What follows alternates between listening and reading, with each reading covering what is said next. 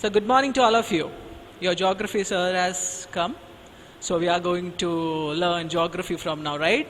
Okay. So all of you please take your textbooks. Please keep it open. And we will be starting our class.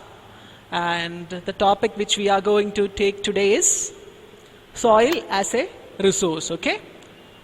Hope you have taken your textbooks. Okay. Now let's start.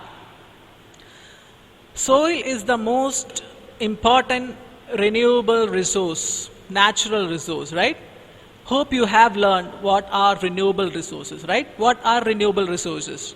Renewable resources are those resources which can be renewed or reproduced with the help of any physical, mechanical or chemical process. We can just renew them or reproduce them. So what is soil? Soil is the most important renewable natural resource. Okay, it is the medium of plant growth and supports different types of living organisms on the earth. That's simple, right?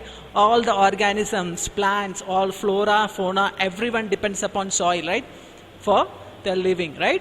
The soil is living system, and soil is a living system. It takes millions of years to form soil up to a few centimeters in depth. It takes lots and lots of time to what? It takes lots and lots and time to take a few centimeter depth. If we want a centimeter growth, if we want to see a centimeter growth in the soil, it will take millions of years, right? It's a very slow process. Relief, parent rock or bedrock, climate, vegetation and other forms of life and time are important factors in the formation of soil.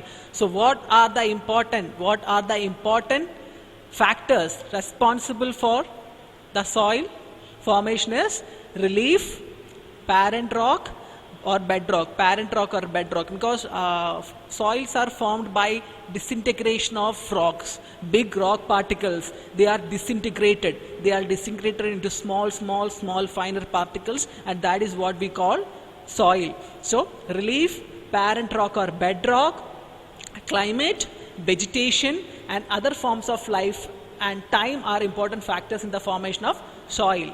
And also various forces of nature such as change in temperature, actions of running water, wind and glaciers, activities of decompose, etc. also plays an important role in formation of soil.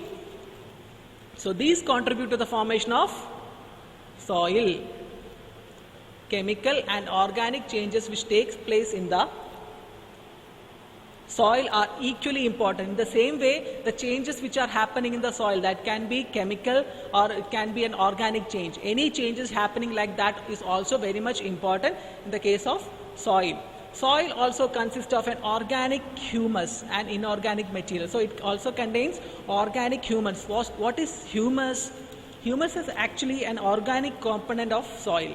It is an organic formation of soil which is formed by the decomposition of leaves and other parts of plants. When these leaves and plants are being fall onto the land, after many years it just decomposes with the help of microorganisms and all, and it forms a blackish stuff on the soil which is very much fertile, which is called humus. Okay, and it's okay. I think hope you got the idea how soil are formed, right? It is by the disintegration of rocks. Rock materials are disintegrated into smaller final particles and they convert themselves into soil. This is how soil is formed. Okay, the same way you can see a picture over here.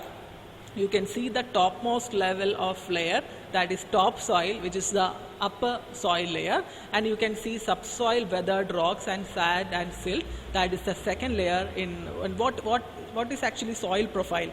You know that soil profile can be defined as the vertical section of the soil from the ground surface.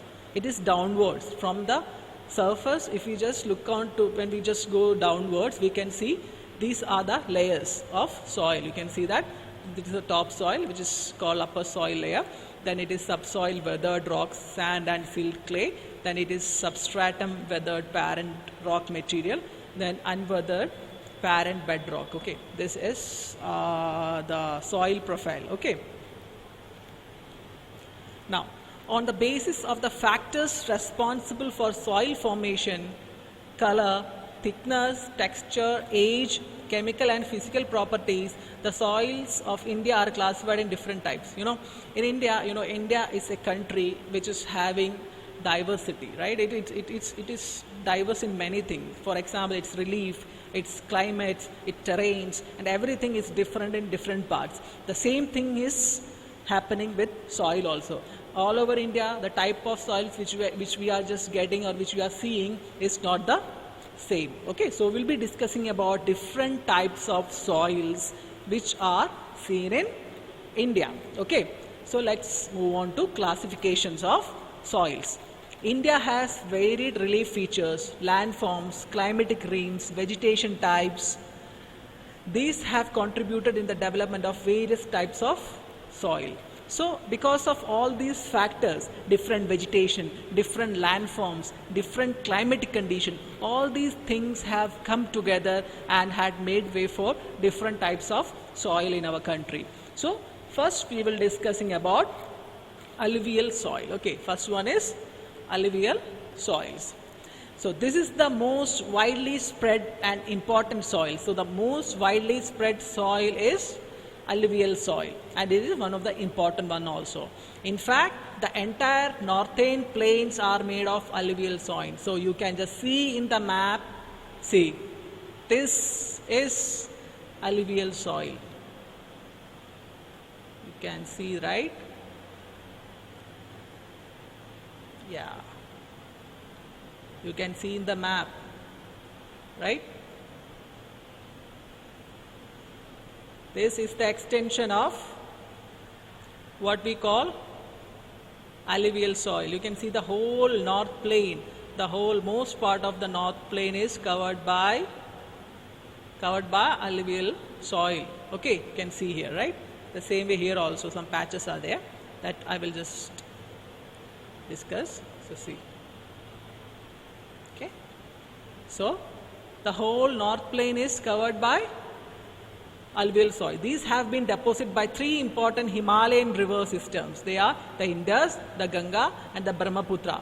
While looking onto this particular map itself, you can get an idea that the northern plains are situated in the basins of or are in the basins of the three important Himalayan river system. One is Indus, then is Ganga and Brahmaputra. You can see that all three rivers are flowing in these regions. All these rivers are flowing in this region, and that is the reason why this soil is situated in this region. In the same way, these soils also extend the Rajasthan and Gujarat through a narrow corridor. You can see the map, see a narrow corridor, right? Narrow corridor. This is how in Gujarat and Rajasthan you can see alluvial soil, right? Alluvial soil is also found in the eastern coastal plains, particularly in the deltas of the Mahanadi, Godavari, Krishna and the Kaveri rivers. Not only in northern India or northern plains, it is also seen in South India, like in the South India also in the eastern part. You can see some patches over here. See this region, right? Where there are deltas of Krishna, Godavari and Mahanadi. What are deltas? Deltas are the meeting point of sea with the ocean, where the rivers deposit the luggage which they are carrying, and that is called delta. It is in triangle shape, okay, because they are depositing their luggage over there. So these regions are also covered with alluvial soil. Now we will just moving on to the specifications of alluvial soil. The alluvial soil consists of various proportions of sand, silt and clay. It consists of sand, silt and clay. As we move inlands towards the river valleys, soil particles appear somewhat bigger in size. As we just move on to the river valley, towards the inlands of river valleys, we can see that the soil particles are in bigger size. In the upper reaches of the river valley, that is near the place of the break-off slope. What is break-off slope? Actually, break-off slope is the angular change between the valley and the mountain. For example, I'll just draw a simple diagram. You can just for this, just see.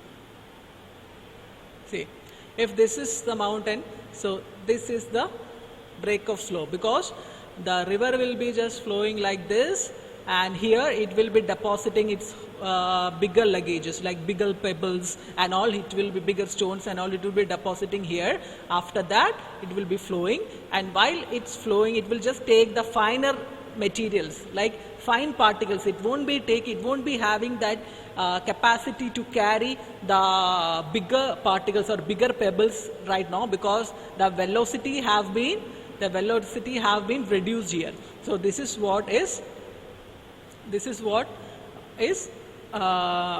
break of slope. This position is, this line which I have marked over here is the break of slope. Okay, so this place also we can see the same thing. Okay, so the soils are coarse in this region. The soils are coarse in this region also.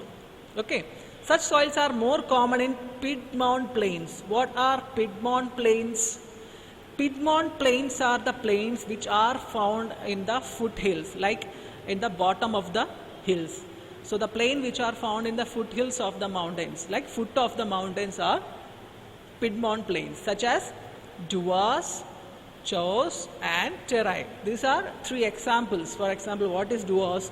Duvas is a floodplain which is in the foothills of eastern Himalayas. It is in eastern Himalayas, near to the areas of Bhutan. And what is Chos? Chos is actually a network of river system which is associated with Shivalik ranges. Okay, it is in that Punjab area, And Terai is actually a loamy, like Terai is a marshy land. Okay, it's a marshy land, and it is found in the foothills of Himalayas only, northern side of Himalayas. Okay, that is Terai. So, apart from the size of their grains or components, soils are also described on the basis of their age. So, according to the age also, soils are, alluvial soil is divided. Okay, it is divided according to the age also. According to their age, alluvial soil can be classified as alluvial, old alluvial that is called Bangar, and new alluvial that is called Khadar. So, the alluvial soil is classified into two different categories. One is old alluvial, which is called Bangar, and the new alluvial, which is called Khadar. So, the Bangar soil has higher concentration of conker nodules than the Khadar. Actually, conker nodules are actually nodular concentration of calcium carbonate. So, the proportion of conker nodules is more in Bangar than Khadar. It has more fine particles and is more fertile than the Bangar.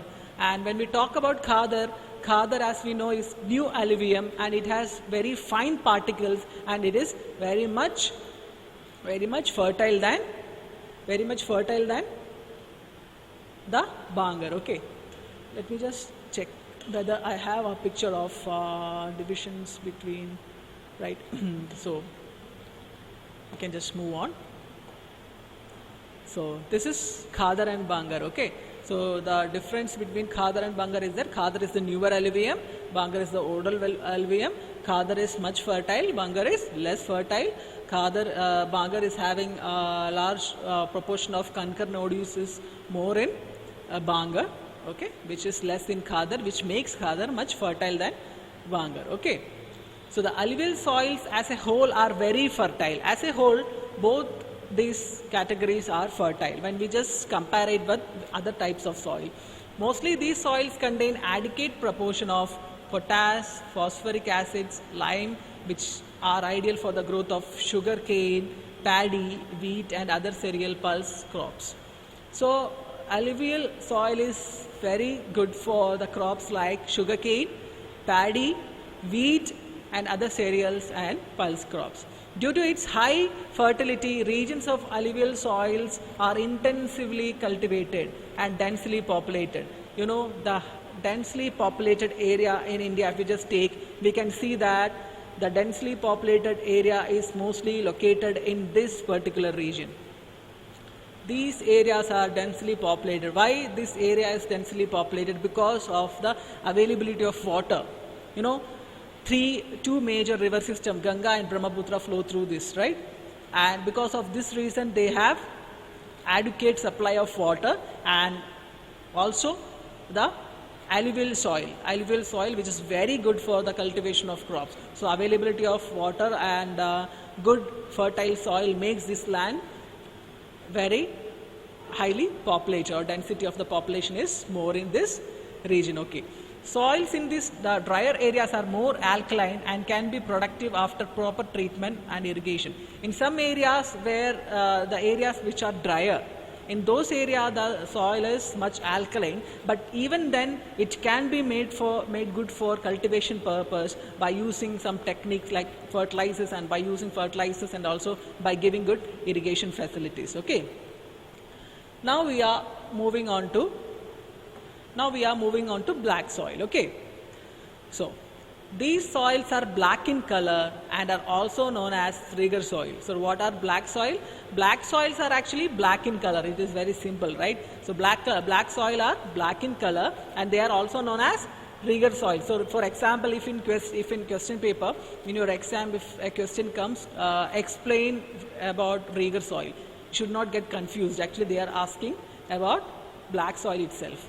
Black soil is ideal for growing cotton and is also known as black cotton soil. So the another name of black soil is black cotton soil. Why it is called black cotton soil? Because it is perfect for the cultivation of cotton.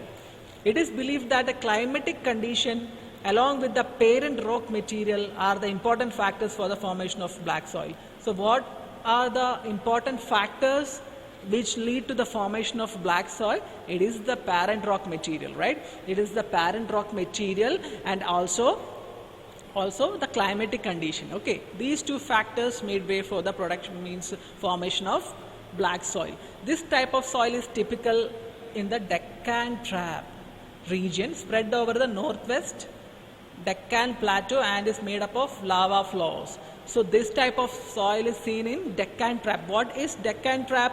They are the largest, we can say that in India, they are the largest volcanic features which we can see on Earth, and they consist of multiple layers of solidified basalt. Volcanic eruption happens. And what do they give? They give lava, right? That lava comes out and it just solidifies after some times, and that thing has changed into this Deccan Trap. So that is called Deccan, the solidified lava which consists of basalt. Basalt is a type of igneous rock. So basalt has solidified and it has many layers of basalt over there. That's why it is called plateau, and it is also the Deccan Trap. Okay, they cover the plateaus of Maharashtra, Saurashtra, Malwa, Madhya Pradesh and Chhattisgarh, and extend in the southeast direction along the Godavari Krishna valleys. So we will just check it out. It is situated, the black soil is seen in this area. You can see the area, right? This is the area where we can see black soil, and this is also the Deccan Trap. Okay, Deccan Plateau and Deccan Trap. It is seen in Maharashtra, which is somewhere here. It is also in Chhattisgarh. It is also seen in Saurashtra. This is Saurashtra. Hope you have seen this. This is Saurashtra, which is the part of Gujarat, and all these region covers black soil, and you can see some patches here and there also of black soil. Okay.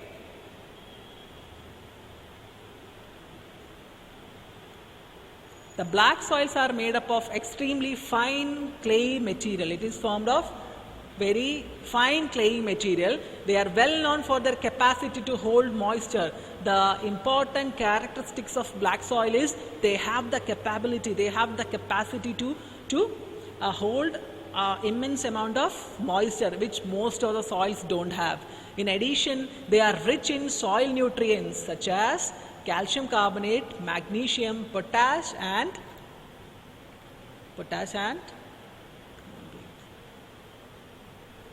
lime. These soils are generally poor in phosphoric contents, but they are very much poor in phosphoric contents. They develop deep cracks during hot weather. When hot weather comes, they make cracks. Okay, they may get cracked. which helps in the proper aeration of the soil. At that time, the ale will get proper aeration. These soils are sticky when wet.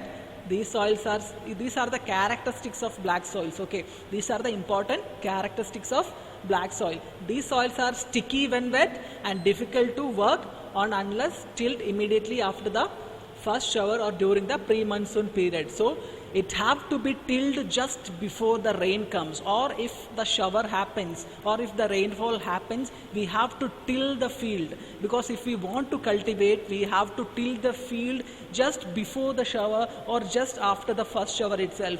Otherwise the soil will be very much sticky and we won't be able to cultivate anything in this type of soil. And the other specialty is that the black soil cracks during hot weather, and it helps in the good aeration of that soil. The same way it is very much sticky when wet. Okay. Now we are moving to our next type of soil, which is red and yellow soil. Okay. So the red soil develop on crystalline igneous rocks. See, before we have discussed about cotton, like black soil. Black soil is also formed from igneous rock, because the rock which is in the Deccan Trap, that is basalt. I told you that lava has solidified. That lava was actually basaltic rock. Okay, so that basaltic rock itself is an type of igneous rock, and here also the red and yellow soil is also an type of igneous rock, that is crystalline igneous rock. In area of low rainfall in the eastern and southern parts of Deccan Plateau. So they are mainly crystalline igneous rock where low rainfall in the eastern and southern parts of the Deccan Plateau. Yellow and red soils are also found in parts of Odisha, Chhattisgarh, southern parts of the Middle Ganga Plain, along the Piedmont zone of the Western Ghats. These soils develop. Okay, we'll just see its distribution of red soil. We can just check it out.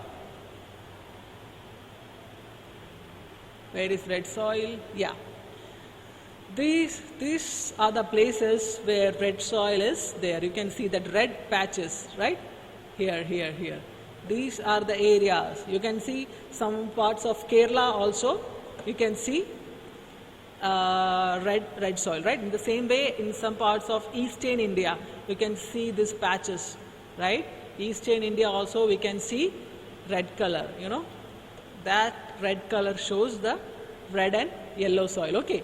Now we'll just see the speciality or the specifications of red and yellow soil. These soils develop a reddish color due to diffusion of iron in crystalline and metamorphic rocks. So the color of the soil is red. What is the reason of, if a question comes, what is the reason for red color in the red soil? What makes the soil red in color? So the reason is iron. Diffusion of iron is the reason for that particular thing. Okay, it is mainly happening in that metamorphic rocks. Before we were talking about igneous rocks, this is happening in metamorphic rocks. Okay, it looks yellow when it occurs in hydrated form. So when it is in hydrated form, what is hydrated form? Hydrated form is a situation when it is mixed with water, and many of the nutrients or many of the substances are just get solved into this particular soil, and the color just changed to yellow. It is that hydrated form is when it gets wet. We can just say like that. Okay. So this is about red and yellow soil. Now we will be just moving to the next soil, that is laterite soil. Okay, so the laterite has been derived from the Latin word later. So laterite has been derived from a Latin word. What is the meaning of laterite? That is later, which means brick. Okay, the laterite soil develops under tropical and subtropical climate. The climate of India itself is tropical climate. The type of climate which we enjoy is also tropical climate. Okay, with alternate wet and dry season. This soil is the result of intense leaching due to heavy rain. So, what is the reason? What is the reason for the leaching? What is leaching actually? Leaching is actually when rain comes. What happens? The topmost layer of the soil is being washed away. That causes leaching of the soil. That is called leached soil. Okay. So the heavy rain causes intense leaching in this area. So the topmost layer is not having that fine particles which we can just see in those alluvial soil. Laterite soils are mostly deep to very deep, and acidic value you can see it's more than 6.0 pH value. Acidic value is much higher.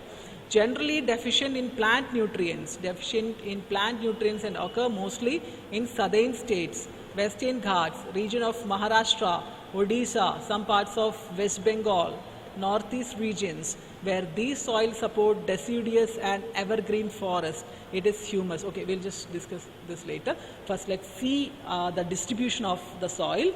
So, it is mainly seen in the parts of Western Ghats and also in southern states, Maharashtra, Odisha and all. Let's see the distribution of the soil. Yeah.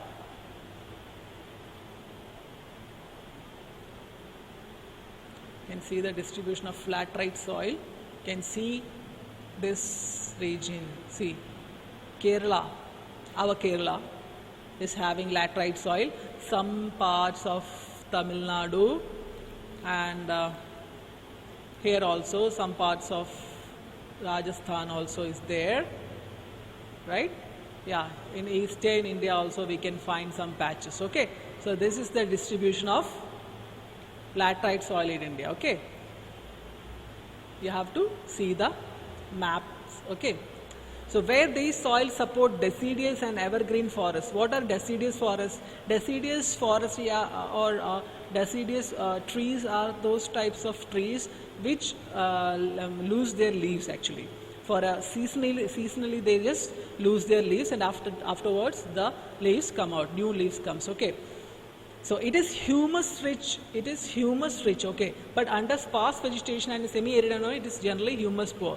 So the region where it is getting good rainfall and also where the region where it is having deciduous and evergreen forest are there, the humus content is much higher. We know the humus. What is humus content? We know that it is the organic composition, right? It is an organic composition of soil, which is actually the decomposition of decomposed leaves and parts of plants and all, right? So the humus content is more in deciduous and evergreen forest, and it is very much poor in semi-arid environment. Okay, in arid and semi-arid environment, the humus content is much less. They are prone to erosion and degradation due to their position on the landscape. So they are prone to erosion and degradation due to their position on the landscape. Due to their position, the erosion, soil erosion is much higher, and in the same way the land degradation is also much higher in this type of soil.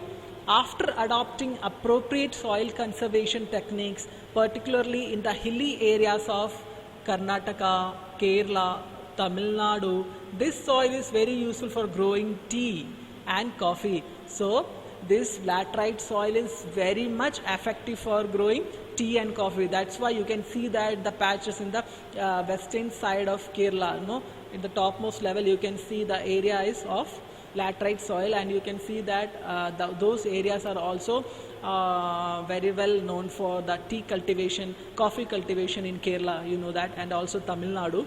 So red laterite soil in Tamil Nadu, Andhra Pradesh and Kerala are more suitable for crops like cashew nut. The same way red laterite soil is available. You can see that red laterite soil will be seen in your locality also. You can see red laterite soil, and these areas are very much this soil is very good for cropping of like suitable for the crop like cashew nut. So you must have seen when you will be going to your villages. I think when you go to your villages you can see some cashew trees, but I think now number of cashew trees very much less. You won't be seeing, but when I was a child, when I used to go to my village, I used to see lots and lots of cashew trees, and we also go over there and we used to collect cashew and that cashew fruit and all. But now I think the number of cashew trees have been reduced due to some reason. So this is about our laterite soil. Okay.